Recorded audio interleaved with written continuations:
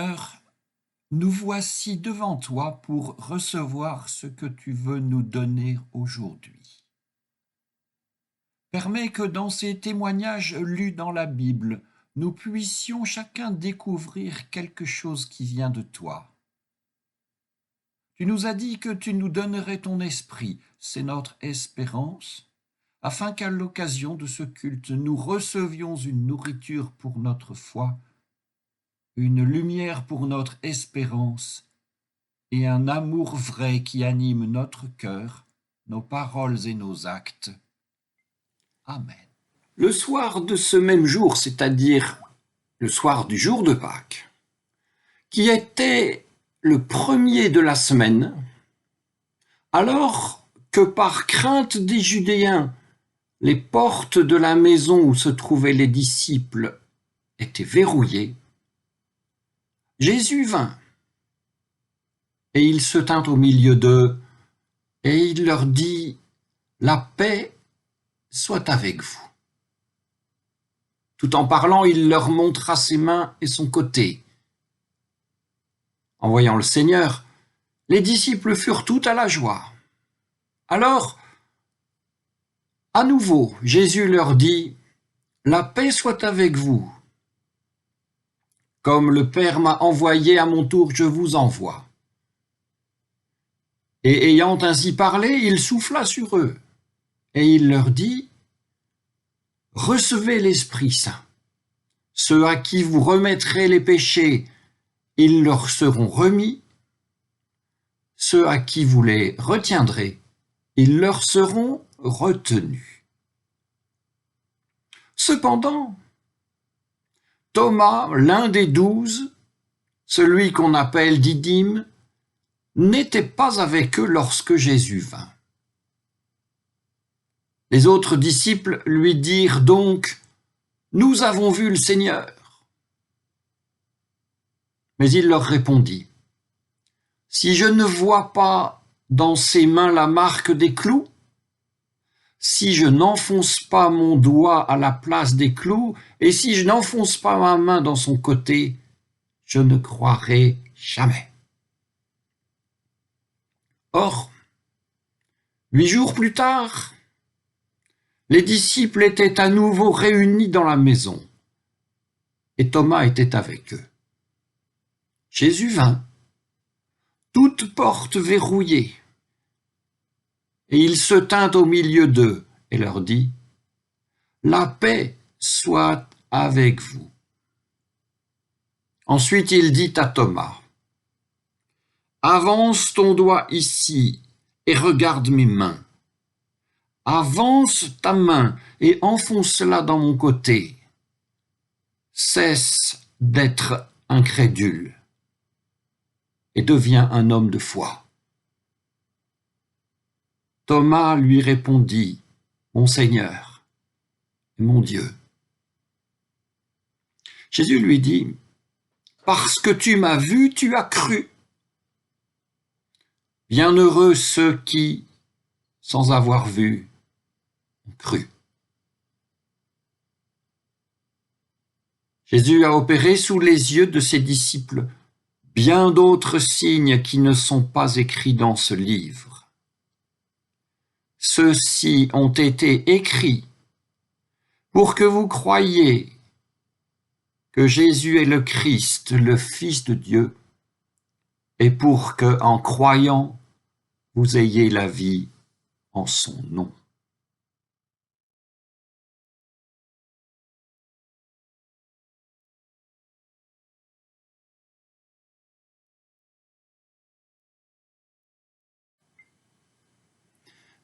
L'histoire de Thomas est principalement connue par une expression qu'on rencontre dans le langage courant : « Je suis comme Thomas, je ne crois que ce que je vois. » Cette expression, chacun en comprend le sens, mais qui connaît un peu l'histoire biblique de Thomas ? Thomas, qui exigeait, pour croire en la résurrection de Jésus, de le voir vivant et portant les stigmates de son supplice, vit son exigence satisfaite. Il vit Jésus vivant, s'inclina devant lui et crut. Il vit et il crut, mais il y a quelque chose que Thomas ne vit pas. Il ne vit pas que la satisfaction de son exigence le dispensait de croire, tant il est vrai que ce dont la preuve a été établie n'appelle aucunement qu'on croie, mais appelle au contraire qu'on se soumette et qu'on accepte. Ce qui nous amène à nous poser quelques questions. Est-ce que la résurrection de Jésus-Christ a pour but, pour finalité, d'amener les humains à accepter, entendons sans réflexion, sans pensée, sans doute, etc., à accepter et à se soumettre? Comment nommerait-on un groupe qui, appelant des gens à rejoindre ses rangs, exigerait d'eux l'acceptation et la soumission? Vous voyez, Thomas, avec son exigence et avec la satisfaction de son exigence, est sur une bien mauvaise pente. Une pente sur laquelle la proclamation de la résurrection, espérance pour l'humanité pour les siècles des siècles, devient un point de doctrine auquel il est obligatoire de se soumettre, sous peine de toutes sortes de pressions et autres tracas. Voilà ce vers quoi penche l'exigence de Thomas. Mais ne brûlons pas Thomas tout de suite. Son histoire n'est pas finie. L'histoire de Thomas a deux prolongements extra-bibliques. Un évangile de Thomas et des actes de Thomas qui le font devenir l'évangéliste de l'extrême-orient, jusqu'en Inde au moins et peut-être au-delà encore. Ne brûlons pas Thomas, disais-je, car l'histoire biblique de Thomas n'est pas finie. Jésus apparut et Thomas crut, mais ça n'est pas la fin. Parole de Jésus adressée à Thomas. Parce que tu m'as vu, tu as cru. Cette déclaration de Jésus ne cadre pas vraiment bien avec ce que nous avons dit jusqu'ici. Tout ce qui relève de la preuve visuelle n'a que bien peu à voir avec le croire, c'est ce que nous avons dit. Or, s'agissant de Thomas au moins, Jésus ne récuse pas qu'il y ait voir et conséquemment croire. Et en effet, dès le récit de Pâques de l'évangile de Jean, Pierre et Jean courent vers le tombeau, étrange course, au terme de laquelle il nous est dit de Jean, l'autre disciple entré dans le tombeau, il vit et il crut. Le lien entre voir et croire, même s'il est sérieusement mis en question dans l'histoire de Thomas, n'est pas récusé dans le reste de l'Évangile. Et entre ce que Thomas vit et ce que Pierre et Jean virent, il peut être nécessaire d'opérer une sorte de distinction. La distinction entre une vision donnée et une vision exigée. La vision exigée oblige, mais la vision donnée n'oblige pas. Lorsque Jésus, s'adressant précisément à Thomas, lui dit « Parce que tu as vu, tu as cru », il transforme la vision exigée en une vision donnée. Mais comprenons bien que Thomas est Thomas seul et contraint par l'exaucement de sa propre demande.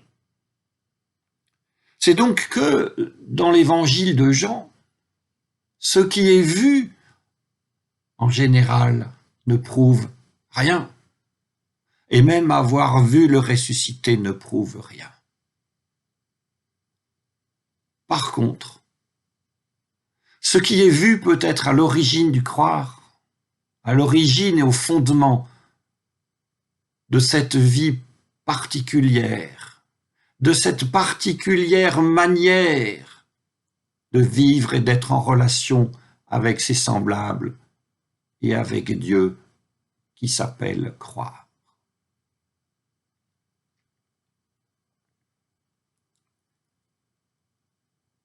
À ce qu'il a dit à Thomas, c'est-à-dire parce que tu as vu, tu as cru, Jésus ajoute à l'intention de tous, heureux ceux qui, sans avoir vu, ont cru.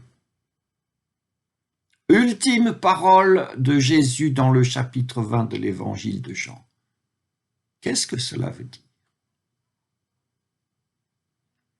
Nous pouvons ainsi comprendre ces dernières paroles. C'est la dernière fois que vous me voyez. Jésus clôt à cet endroit la série de ses apparitions en ressuscité, considérées comme des preuves de la résurrection ou considérées comme apportant le déclic qui initie le croire.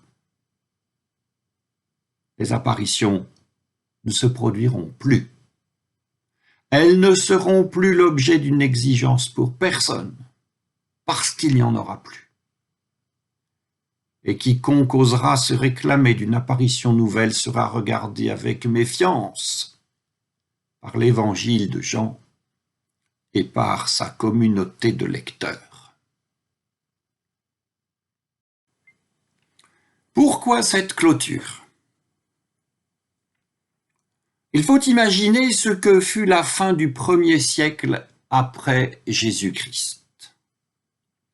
Les témoins oculaires et les premiers disciples de Jésus avaient disparu. À Jérusalem, la ville et le temple avaient été détruits. Les Judéens avaient perdu leur guerre sainte, on pourrait dire leur énième guerre sainte contre Rome. Et suite à tout cela, il y avait dans le judaïsme renaissant et dans le christianisme naissant une effervescence spirituelle considérable, avec inflation de messagers, multiplication des révélations, des messages et des apparitions. Une belle pagaille, pourrait-on dire. Et devant cette belle pagaille et impliqué dans cette pagaille, que fallait-il faire, ou penser, ou croire? Eh bien, voyez-vous, au moment où les écluses du ciel semblent grandes ouvertes, l'évangile de Jean les déclare fermées. Fermées d'abord par Jésus-Christ lui-même, déclarant en substance à tous ses disciples, comme nous l'avons vu, c'est la dernière fois que vous me voyez, et fermées aussi par le narrateur de l'évangile de Jean, nous lisons. Devant les yeux de ses disciples, Jésus a fait bien d'autres signes qui ne sont pas écrits dans ce livre. Ceux-ci ont été écrits pour que vous croyiez que Jésus-Christ est le Fils de Dieu, et afin que, en croyant, vous ayez la vie en son nom. Quels sont les signes dont on parle là? Eh bien, en plus des apparitions du ressuscité, dans l'évangile de Jean, on trouve 7 signes. Il y a toujours un élément miraculeux dans ces signes. Jésus y réalise toujours un acte de puissance. Souvenons-nous, il change de l'eau en vin, il guérit le fils d'un officier du roi, il guérit un paralysé à la piscine de Bethesda. Il nourrit une foule, il marche sur la mer déchaînée, guérit un aveugle de naissance et ressuscite son ami Lazare. Il est assez simple de se souvenir de l'élément miraculeux. Mais se souvient-on aussi du signe? Chacun des actes de puissance est associé à des propos qui méritent d'être médités, mémorisés, et qui ont, devant le temps de l'histoire et même devant le temps et dans le temps de la foi, dans le temps du récit, bien plus de valeur que n'importe quel acte ponctuel, même miraculeux. Ainsi en est-il, et donc par exemple, de la question posée par les disciples de Jésus: qui donc a péché pour qu'il soit né aveugle, lui ou ses parents? Et ainsi en est-il aussi de la réponse que Jésus fait. Ainsi en est-il du moment où Jésus se retire dans les montagnes parce que la foule, ayant goûté au pain et aux poissons multipliés, veut faire de lui un roi. Ainsi enfin en est-il du « Je suis la résurrection et la vie ». Ainsi aussi en est-il des pleurs de Jésus lui-même, qui devant l'éternité ont plus de valeur même que la résurrection de Lazare. Chacun pourra retourner à l'évangile de Jean, reconnaître les 7 miracles, mais surtout identifier les 7 signes et méditer les propos qui ont été transmis. 7 signes donc, plus quelques-uns après la résurrection, et selon l'évangile de Jean, la révélation est close. Tout ce qui est nécessaire a été définitivement donné et se trouve définitivement écrit, et ce sera suffisant jusqu'à la fin des temps. Conviction de l'auteur de l'évangile de Jean sur son propre texte, et je vous laisse imaginer ce qu'on dirait aujourd'hui d'un auteur qui affirmerait cela de son propre travail. Tout cela suffira. Selon ce que Jésus dit, « Heureux ceux qui, n'ayant pas vu, ont cru ». Ce que l'évangéliste Jean traduit à sa propre manière, « Heureux ceux qui, ayant lu, auront cru. Ils recevront la vie en son nom, vie inspirée par ces signes et par ce qui est si important dans l'évangile de Jean, l'amour. » Frères et sœurs, souvenez-vous, la semaine dernière, nous méditions le 4e chapitre des Actes des Apôtres. Et nous y avons vu comment les apôtres et Pierre parmi les apôtres avaient construit leur autorité, leur supériorité, leur légitimité sur le privilège qu'ils avaient eu d'être seuls témoins des apparitions du ressuscité. Eh bien, nous voyons cette semaine dans l'évangile de Jean comment cette légitimité est discutée, et si l'on veut même dire qu'elle est défaite. En clôturant la révélation, en l'inscrivant dans son livre qu'il veut définitif, Jean l'évangéliste mais tous les croyants à égalité, et à tous parfaitement égaux devant le texte et devant le livre, il fait une seule proposition en 3 impératifs. Prends, lis et crois. Que le Seigneur vous bénisse.